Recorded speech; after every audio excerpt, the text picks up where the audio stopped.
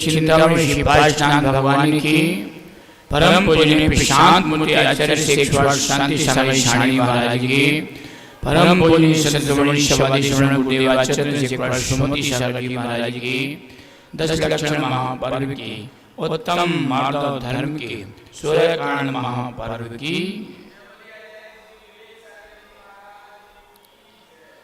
बंधुओं, कल अपने क्रोध के ऊपर सुना था।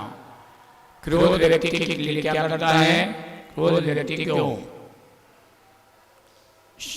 उसकी बुद्धि को समाप्त कर दिया करता है। क्रोध के कारण से व्यक्ति अपने स्वयं की पहचान को खो दिया करता है। कहा जाता है क्रोध आने पर चिल्लाने के लिए व्यक्ति को ताकत नहीं लगाना पड़ती है, लेकिन जब क्रोध आ जाता है तो उस क्रोध को शांत करने के लिए, शांति से बैठने के लिए, क्रोध को समाप्त करने के लिए ताकत की जरूरत होती है। क्रोध हवा का वह झोंका है कि जो बुद्धि के दीपक को बुझा दिया करता है। इस प्रकार से उस क्रोध को शांत करके हमने उत्तम क्षमा धर्म के विषय में जाना। तात्पर्य ये कि अपने जीवन में इन धर्मों की आवश्यकता है, क्योंकि जीव को इन धर्मों के बिना शांति, सुख, समृद्धि की प्राप्ति नहीं हो सकती है। ये धर्म आत्मा के धर्म हैं। हमने इनको एक दिन में पूर्ण तो मान लिया कि हमारा धर्म एक दिन में पूरा हो गया। वास्तविकता में ये धर्म हमारे एक दिन में पूर्ण होने वाले नहीं हैं। इसे एक दिन के लिए हमने कह लिए हैं। वास्तविकता में आत्मा के शाश्वत हैं, आत्मा में शाश्वत रहने वाले धर्म हैं। इन धर्मों के माध्यम से हमें अपनी आत्मा को पवित्र बनाना चाहिए, क्योंकि ये धर्म ही तो ऐसे मात्र साधन हैं कि जिनसे हम अपनी आत्मा को पवित्र बना सकते हैं। इन धर्मों के बिना हमारी आत्मा पवित्र और पावन नहीं बन सकती है। इसलिए इन धर्मों के माध्यम से ही जितने भी पूर्व ऋषि मुनि निर्वाण को प्राप्त हुए हैं,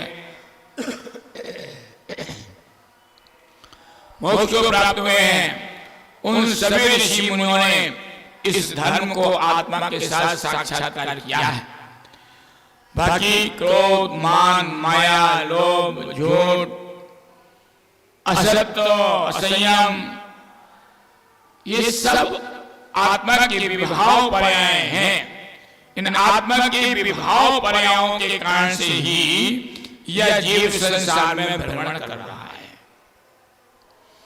और इन विभाव पर्यायों में उलझने के बाद यह जीव अनवरत पाप कर्म का आश्रय करता रहता है, जिससे इस जीव के संसार की वृद्धि होती रहती है।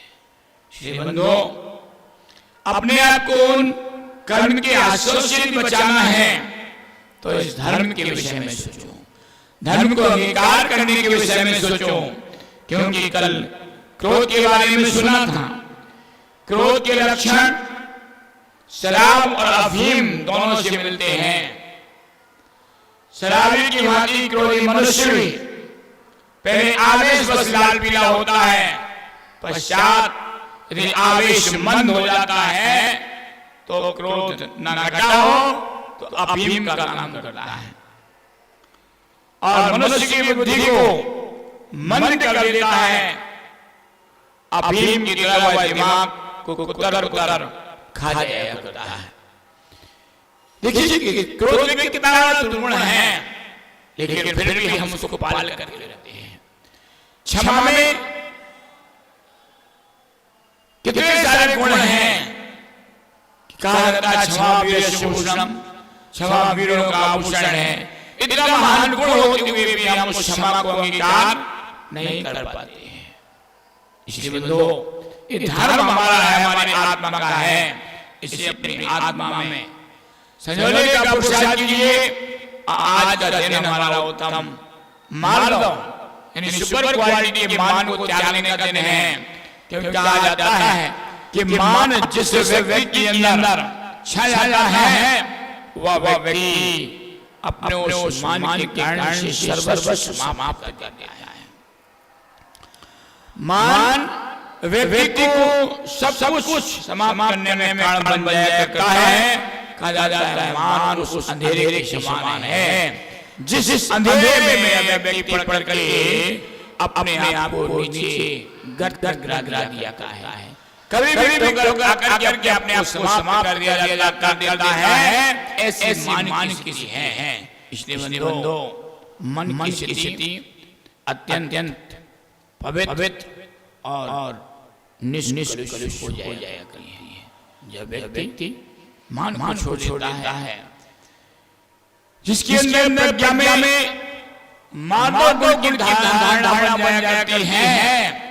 ऐसा गुण ग्रहण करने वाला व्यक्ति अपने अंदर से कोमल हो जाएगा है। उसके अंदर कोमल का नाम गुण प्राप्त हो जाता है। क्रूरता, खलता, दुर्जनता, बैर, क्रोध, दुर्भावनाएं, ये सब कुछ उस कोमलता गुण के आ जाने से समाप्त हो जाया करते हैं। इसलिए हमें अपने जीवन में उस मान को छोड़ करके मन की कर्कशता, क्रूरता और कठोरता को दूर करना है। जब हमारे अंदर की कठोरता ये दूर हो जाया करती है, तभी जाकर के हम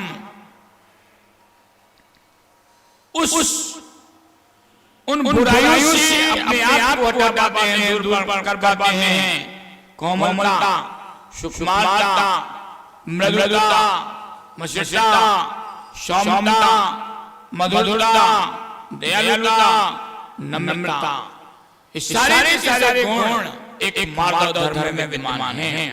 और यदि प्रकृति से हम अपने अंदर जैसे गुलाब के फूल के अंदर कोमलता, मधुरता हुआ करती है, वैसी कोमलता हमारे अंदर भी रहती है और उस कोमलता को हम निकाल कर लेते हैं, तो हम अपने जीवन को उन अशुभ कर्मों के आश्रय से बचा लिया करते हैं। निश्चित है एक बार व्यक्ति अहंकार के कारण से असंतुलित हो गया, फिर उस व्यक्ति का कभी अंत नहीं है। अतः अपनी स्थिति को संभालिए और स्थिति को संभाल लिया आपने, विनम्रता का परिचय दिया, विवेक को अपने अंदर बिठा लिया, तो निश्चित है जो भव में संताप उस अहंकार से प्राप्त हुआ है होगा, और उस अहंकार के संताप से हम बच सकते हैं। इसलिए काए विवेको मोक्षद्वारम, विनय क्या है? मोक्ष का द्वार है। सहजता, कोमलता उस मोक्ष का द्वार है। यदि अपने जीवन में उस सरलता के आनंद, कोमलता के आनंद को करना है, सर्व सुखी बनने का प्राप्त करना है, तो आचार्य भगवान कहते हैं कि संसार के उन सारे संकल्प विकल्पों से बचो जो तुम्हारे अंदर संकल्प विकल्प का झरना बह रहा है। उस संकल्प विकल्प के झरने को दूर करो, फिर जो तुम्हारे अंदर से जाएगा वही तुम्हारा आनंद है। इंसान के अंदर यदि वह कोमलता समा जाए तो वो निश्चित है व्यक्ति अपने स्वाभिमान को प्राप्त कर लिया है। इंसान के बाहर जो छलक जाए वह अभिमान को ग्रहण कर लिया है। इसलिए अपने अंदर में उस कोमलता को समायोजित करने का प्रयास करो, जिसके कारण से हमारा अंतःकरण पवित्र बनता है। आचार्य भगवान कहते हैं जब व्यक्ति के पास अहंकार की स्थिति हुआ करती है, तो उस व्यक्ति को निंदा की गर्म हवा लग जाती है और क्रोध की लू लग जाती है, और प्रशंसा का ठंडी हवा जब लगने लग जाती है, तो उस व्यक्ति का मान रूपी जुकाम, यानी प्रशंसा की जब ठंडी हवा उस व्यक्ति को लगने लग जाती है, तो प्रशंसा का जुकाम हो जाया करता है, और शत्रु और जब मान का जुकाम हो जाया करता है, निंदक शत्रु करते हैं और प्रशंसा मित्र किया करते हैं। तो हमें शत्रु और मित्र दोनों में समानता का भाव लाना है। जिसका साम्य भाव दोनों के प्रति आ गया वह व्यक्ति अपने जीवन में श्रेष्ठता को प्राप्त कर लिया करता है। बंधुओं, वैसे तो हम अपने जीवन को सदैव किसमें जीते हैं? अहंकार के साथ थोड़ा सा में, क्योंकि आचार्य भगवान ने कहा ज्ञानम पूजा फलम जातिम बल विद्यम तपोवपु अष्टादशमानितम। ये जो है 8 प्रकार के अहंकार हैं। अहंकारों में व्यक्ति कुल जाति आदि मान रूप आदि जान रुद्धि प्रभुता कि मान के अंदर व्यक्ति जीता है। व्यक्ति के पास बहुत सारा दौलत था, वह इनके कारण से वो मान के अभिभूत हुआ घूमता चलता रहता था। एक बार वही व्यक्ति सड़क मार्ग से जा रहा था, अचानक उसके सामने एक छत से ईंट आकर के गिरी। उस व्यक्ति ने थोड़ी देर ऊपर देखा, चारों तरफ देखा, लेकिन उसे कोई दिखाई नहीं दिया। जब उसे चारों तरफ से दिखाई नहीं दिया, ये सोचा कि ईंट मेरे ऊपर किसने फेंकी, चलो जाकर देखता हूं। उसी उस वैभव की अहंकार बना हुआ था, और उस अहंकार वाला व्यक्ति उस ईंट को हाथ उठा के चल दिया उस छत की ओर जिस छत से ईंट उसके सामने गिरी थी। चलते चलते वहां उस छत से ऊपर पहुंचा। उसने देखा कि दारा सिंह अपनी कसरत कर रही है। दारा सिंह की दृष्टि उस व्यक्ति पर पड़ी। दारा सिंह ने पूछा, कौन और किस लिए आए हो? दारा सिंह पहलवान था, तो उसकी स्थिति को देख करके उस व्यक्ति को वो छूट गए। सारा क्रोध उसका समाप्त हो गया, सारा अहंकार उसका समाप्त हो गया। और वह कहने लगा, भैया आपकी नीचे गिर गई थी, मैं इस ईंट को देने के लिए आया हूं। इसी प्रकार से बंधुओं, हम जब परमात्मा के दरवाजे पर जाते हैं, परमात्मा के शरण में पहुंचते हैं, परमात्मा की शरण में जाते हैं, तो उस परमात्मा की शरण में जाकर के अपने आप को, उस अहंकार को विसर्जित कर देना चाहिए। क्योंकि वह परमात्मा आपसे पूछ रहा है कि आप कौन हो, यहां किस लिए आए हो? आप लोग भी सिद्ध पर आए हो, सिद्ध पर आए हो, इस पावन भूमि पर आए हो, इस निर्वाण भूमि पर आए हो। तो ये निर्वाण भूमि पर आने के पश्चात वहां से आवाज आ रही है कि आप इस पवित्र भूमि पर किस लिए आए हो, आप कौन हो? बस इतनी सी पहचान हमारे अंदर आ गई कि मैं कौन हूं, तो निश्चित मान लेना कि आप संसार की भटकन से मुक्त हो जाओगे।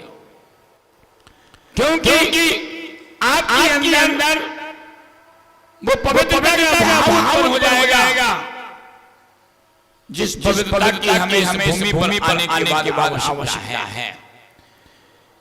जिस भावों के अंदर विशुद्धि आना चाहिए, वह भावों के अंदर विशुद्धि हमारी आ जाएगी। क्योंकि आपसे प्रश्न किया है इस पवित्र भूमि में कि आप कौन हो, किस चीज के लिए आए हो।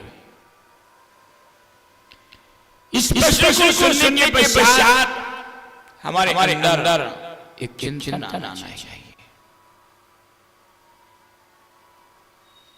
और वो चिंतन किसका? मैं कौन हूं और किस लिए मैं यहाँ आया हूं, या मेरा जन्म इस मनुष्य पर्याय में हुआ है। इस चिंतन भी हमारे पास आ जाता है, तो निश्चित है हम अपने बारे में विचार कर सकते हैं।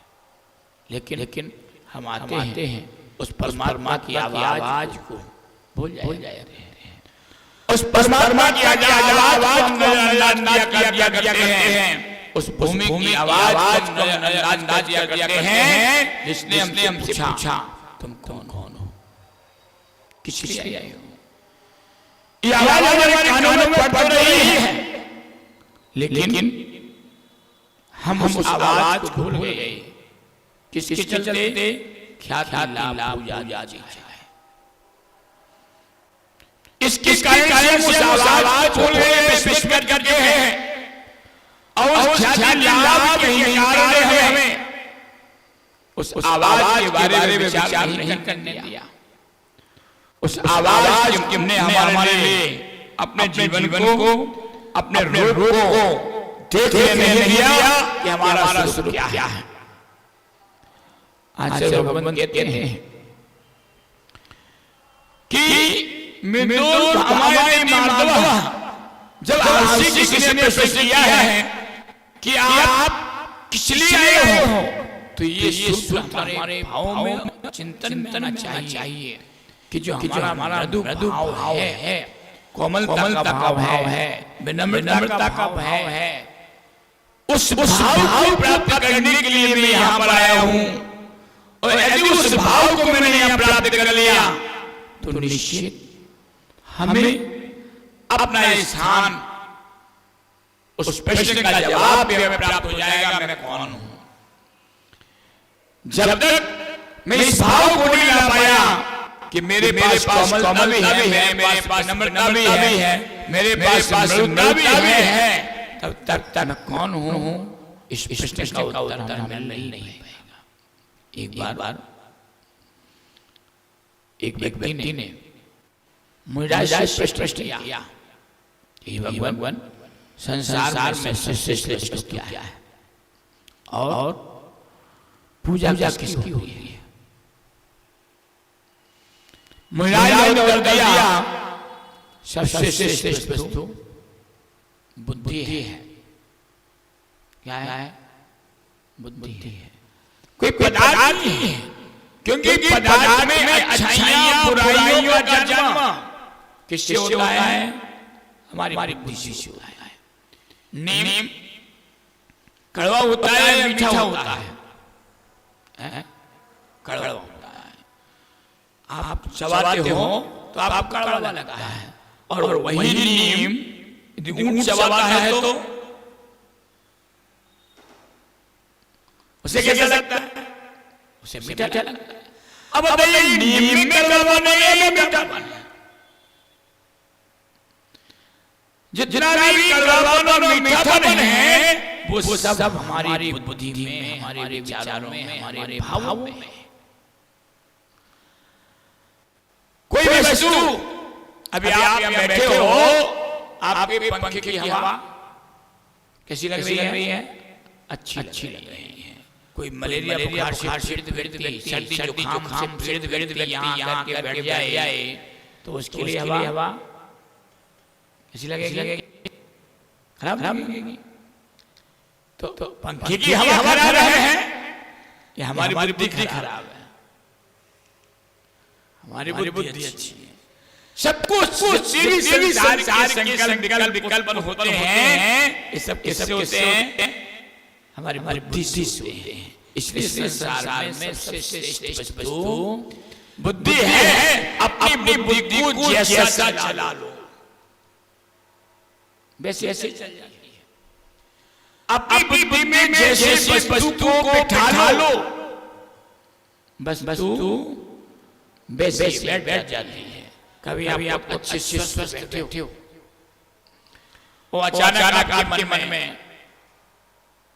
ये भाव हो जाए, अरे आज तो हमारे सिर में दर्द हो रहा है। थोड़ी देर के बाद आपके सिर में दर्द होना हो ही जाएगा। और आप कभी देखा रहा हो और आपकी बुद्धि में आ जाए नहीं, परुषण भगवान का अभिषेक करने के लिए जाना ही है। कुछ समय पहले आप लग रहा था बुखार है, लेकिन जैसे ही अपने धारणा को बदला तो बुखार भी उस समय आपको अनुभव में नहीं आएगा। इसलिए मुनिराज ने कहा श्रेष्ठ वस्तु बुद्धि है। पूजा किसकी होती है? पूजा श्रेष्ठ वाणी और चरित्र वाणी हुआ करी है। जो श्रेष्ठ है, जो उत्तम है, उस उत्तमता की पूजा हुआ करी है, चरित्र वाणी की पूजा हुआ करी है। फिर उस व्यक्ति ने महाराज से प्रश्न किया कि हे भगवान, बुद्धि क्या खाती पीती है? महाराज ने कहा, बुद्धि गम खाती है और क्रोध को पीती है। बुद्धिमान व्यक्ति गम खा जाता है और क्रोध को पी जाता है। इसलिए बुद्धि को श्रेष्ठ माना गया है। इसलिए कहा जाता है कि वास्तविकता में आप अपने जीवन में शांति चाहते हो तो कभी किसी को बदलने की अपेक्षा मत रखो। अगर दूसरे को बदलने की अपेक्षा रखेंगे तो आपको जीवन में कभी शांति आ ही नहीं सकती है। क्यों? इसलिए आएगी आप बार-बार उसको देखो, मैंने इसको इतनी बार कहा, इसने मेरी बात को नहीं माना, टच से मस नहीं हुआ, आपके अंदर अहंकार आ जाएगा, तो आपका मन अशांत हो जाएगा। मेरी बात नहीं सुनने में बड़ा हूं, फिर भी मेरी बात नहीं मान, मेरी उपेक्षा। इसलिए भगवान कहते हैं कि आप अपने जीवन में वास्तविकता में क्या चाहते हो? शांति चाहते हो तो किसी से कभी अपेक्षा मत रखो। स्वयं बदलो। जैसे कांटे कंकड़ से बचने के लिए आप क्या करते हो? जूते पहनते हो, चप्पल पहनते हो, कि कांटे कंकड़ चुभेंगे, कांटे चुभेंगे, तो उन कांटों से कंकड़ों से बचने के लिए चप्पल पहनते हो। ये नहीं कि आप कांटे कंकड़ नहीं है तो वहां से ले जाएं। रास्ते में कांटे कंकड़ हैं तो उससे बचने का उपाय करते हो। कांटे कंकड़ हटो तुम हमारे हैं कहते हो क्या? नहीं कहते हो। स्वयं बचने का पुरुषार्थ करते हो। इसलिए किसी अपेक्षा से भी बचने का पुरुषार्थ करो। एक बार तुम्हारा असंतुलन, एक बार भी असंतुलन खो गया तो फिर उसका अंत नहीं है, क्योंकि अपनी स्थिति आदि सब कुछ अपने पास से समाप्त हो जाया करती है। इसलिए बंदो, संकल्प से बचो, झरने की तरह अपने भावों को आगे बढ़ाने का प्रयत्न करो। वास्तविकता में जीवन में आनंद शांति की बहार स्वतः आ जाएगी। इंसान के अंदर जो कुछ भी अहंकार की गंध भरी हुई है, उस अहंकार की गंध को दूर कर देना चाहिए। क्योंकि इंसान सही कहा इंसान के पास यदि सोने की लंका भी है तो सोने की लंका भी उस अहंकार से धूल में जाया करती है। रावण के पास क्या था? सोने की लंका थी, लेकिन उसके साथ क्या मिल गया था? अहंकार। विनम्रता उसके पास नहीं थी, तो उस अहंकार के कारण से उसकी परिवार मित्र जन उससे अलग हुए। अंत सोने की लंका भी उसके पास चली गई। इसलिए आचार्य कहते हैं कि विनम्रता में जीवन है तो जीवन का बचाव है। अगर विनम्रता हमारे पास है, कोमलता हमारे पास है, तो हमारा बचाव है, हमारा जीवन श्रेष्ठ बनता है। इसलिए वाणी की कोमलता उसके जीवन की मदद है। शरीर की कोमलता शरीर की सुंदरता है, और हृदय की कोमलता निश्चित उसके अंदर दया का दर्शन करवाने वाली होती है।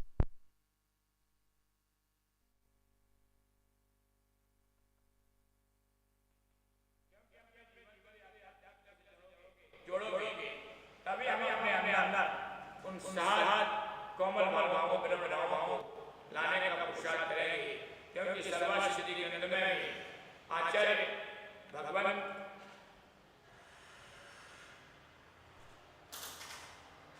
पूज्य स्वामी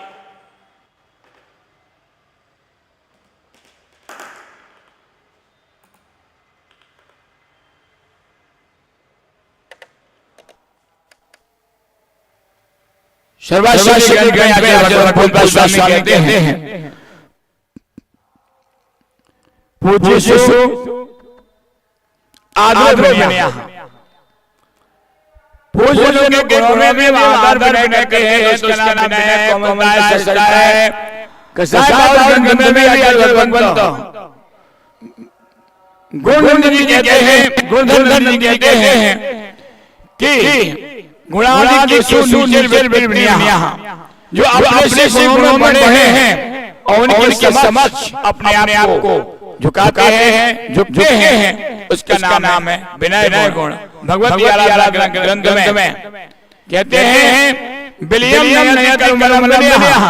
जो अपने समाज जो अपने अहंकार जो उसकी बुराइयां हैं, उन बुराइयों को जो विलय दूर करके समाप्त करते हैं, वे अपने कर्मों को दूर करके विनय गुण को प्राप्त करते हैं। श्री ज्ञान चरित्र तब मतिचारा अशुभ क्रिया तासाम मोहा विनय, ज्ञान दर्शन और चारित्र तप जिनके विचार परिपालन होते हैं, वे ही विनय प्राप्त करते हैं। कसाय